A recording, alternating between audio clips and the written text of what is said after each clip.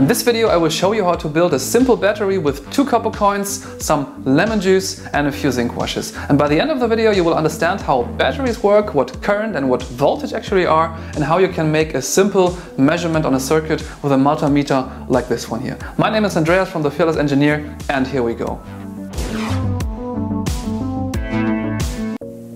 In the last video we have looked at the definitions of current and voltage. And current is defined as moving charges per time, and voltage expresses the change in potential energy of charges in an electric field. And current is measured in amps and voltage is measured in volts obviously, or also Newton meters per coulomb. That means work per charge. And now that we know the theory, it's time in this video to conduct some experiments with both quantities. And we will conduct those experiments with a self-built battery. And this approach has 2 major advantages. The first is the complexity of the problem remains somewhat manageable because we will assemble each individual part of the battery by ourselves. And if we would just take a battery from the store, for example, it would essentially be a black box to us where we would have no idea what's happening on the inside. And I also wouldn't recommend cutting it up necessarily. And secondly, we can measure the so-called short circuit current directly without endangering my meter here or overheating the battery. And by the way, this measuring device here is called a multimeter, and it's part of the standard equipment in electronics, and we can use it to measure current and voltage and resistance and even some other quantities such as capacity or even temperature. And I have split this video into 3 major sections. In the first I will explain the basic idea behind batteries, including what chemical reactions occur when you, for example, put zinc and copper into an acid bath. And secondly, we will measure the current and voltage ratings of this homemade battery. And thirdly, finally, we will connect several homemade batteries together to light up a light emitting diode. And if this is the first of my videos you're watching, it might be interesting to know that this is part of an entire course on basic electronics. And you can find all the other videos and some additional material in my playlist on my channel. The link is up here in the cards. And if you have any questions, or you don't understand something properly, or you have an idea for a video you'd like to see, just hit pause and drop me a comment down below. I'm happy to help you. And now I will show you how to make your own battery totally from scratch. Have fun, but don't eat the lemon afterwards. Now, the purpose of a battery is of course to supply a circuit with energy. And to do this, charge carrier must be set into motion so that kinetic energy can be transported. And the driving force behind this movement is called the Coulomb force, which describes the repulsion or attraction of charge carriers. And in order for this to work, we must create somehow an imbalance in the concentration of charges. On one side of a battery, we must have a surplus, which is called the negative terminal, and on the other side, we need a deficit, which is called the positive terminal. And once we have done this, we can connect the 2 sides or terminals together so that charges can move from the surplus to the deficit. And with a quantity current, we can describe how many electrons per time unit move from the negative to the positive terminal. And the quantity voltage then expresses how big the difference in charges between surplus and deficit really is, and also determines the speed with which the electrons move along. In other words, how fast their drift velocity is. So we have to create a surplus of electrons and also a mechanism to transport them into an area with a charge deficit. And for this we need the following: a zinc washer, a 5-cent coin with a copper coating, a bottle of lemon juice, a sturdy plastic bowl, and 2 cables with crocodile clips at the end. And first we fix the zinc washer with a crocodile clip to the side wall of the bowl, and then we do the same with a copper coin at a different place. And it's really important that both the coin and the washer are as close to the bottom of the bowl as possible. Okay, we're almost done with that, and now we just have to connect our measuring device and pour some lemon juice into the bowl. Now, our goal with the setup is to create a charge carrier movement and thus a current flow. And when charge carriers move through a circuit, their potential energy in the electric field is converted into kinetic energy and also thermal energy. And what we want to do now is to look at this loss of potential energy a little bit more closely, which we can do by measuring the voltage drop across the 2 battery terminals. And in order to do this, we need the multimeter again, which you have already seen before in the intro to this video. We will look at how a multimeter works in a later video, but for now we just want to use it for a few quick and very simple measurements here. And to do so, we just connect the 2 terminals of our battery to the measuring tips of the multimeter, first the red terminal and then the black one. And then we set the dial to the letter V for volts with the 2 lines below it. This stands for direct current DC measurement. And on the dial you can also see that there are some more symbols for AC voltage, for DC voltage, for resistance, for current, and some more. And the display for our voltage measurement is now set to 0.0 volts. The meter is connected, and with that we are ready to put our lemon battery into operation finally. But before we pour the lemon juice in, we have to discuss what exactly is supposed to happen there. And maybe you've heard of a redox reaction in chemistry class before. This is a chemical process in which two partners react with each other and in which one partner transfers electrons, charges to the other partner. And redox in this context stands for reduction and oxidation. And it's precisely these two types of reaction that we are now using in our lemon battery. And in the video about atoms and charges, link is up here, we have already talked about the fact that atoms have just as many electrons as protons and that they are electrically neutral in their ground state. And if you have seen the video, you also know that the outer electrons, that means the valence electrons, are bound to the protons inside the nucleus with comparatively low energy. And our goal now is to create a decent surplus of free electrons in the zinc so that they repel each other with the so-called Coulomb force and thus have a reason to move away from each other. And in order for this to work, we just need to provide enough energy so that the electrons can overcome the attraction of the zinc nucleus and move away from the atom. And this energy will be provided by a so-called oxidation reaction.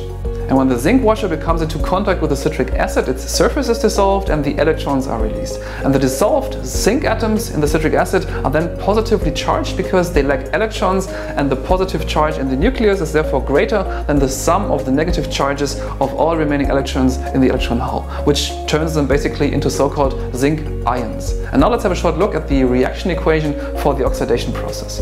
Now when the zinc is oxidized by the citric acid, a doubly charged zinc ion is formed, and also we have additionally two free electrons here. And these two electrons per zinc atom are basically our current source. This is where the charge carriers are created, which we want to move through the meter and later in the video also through a small LED. And with this simple chemical reaction we have already produced an excess of electrons on the zinc side, but if we do nothing else now, the oxidation will soon stop again because the positively charged zinc atoms in the lemon juice and the free electrons on the washer also attract each other due to the Coulomb force and then just recombine again. And in order to prevent this from happening, what we have to do is we have to remove the electrons from the zinc, get them away. And we do this by connecting a cable, for example, and in order for the electrons to go somewhere, we have to create a deficit of electrons on the other side of the cable. And this is where the copper coin comes in now. Now when the electrons from the zinc move through the cable to the copper, a so-called reduction reaction is triggered there, and in the process the electrons from the cable, they combine with positively charged hydrogen atoms in the lemon juice and then just bubble up, rise up from the solution into the air. And from the reaction equation, which you can see now for the reduction, you can see that the two released electrons from the oxidation process, they combine with a double positively charged hydrogen ion, positively charged atom, to form an electrically neutral hydrogen atom, which just bubbles away into the surrounding air. So once again, in fast forward, the acid releases electrons from the zinc, the electrons are transported through a cable where the kinetic energy is transformed into heat, for example, or light if we just let it move through an LED, or we can do a measurement and also use up energy to conduct the measurement in my meter. And when they arrive at the copper electrode, they combine with hydrogen ions and just rise up into the air. And now we are at the point where I finally want to know how much current really flows and how high the voltage generated by this battery actually is. So let's add some lemon juice. And next we pour some lemon juice into the plastic container, just enough so that the zinc disc and the copper coin come into contact with it. And as soon as the contact is made, the oxidization in the zinc begins and electrons are released, and a difference in concentration is created between the zinc side and the copper side. And if you look at the meter display, you can now also read a voltage there, which shows a little more than 1 volt. And just for comparison, a normal household battery from the supermarket has a voltage of about 1.5 volts. Oh, and by the way, at this point, no electrons actually move from the zinc side to the copper side yet, because the voltmeter here does not close the contact like a cable does, but only measures the difference in electric potential on both sides, on both terminals. In a later video we will take a closer look at the concept of internal resistance of multimeters, and then this effect will become clearer, but for now the only thing you need to know is no electrons at this point move from negative to positive side.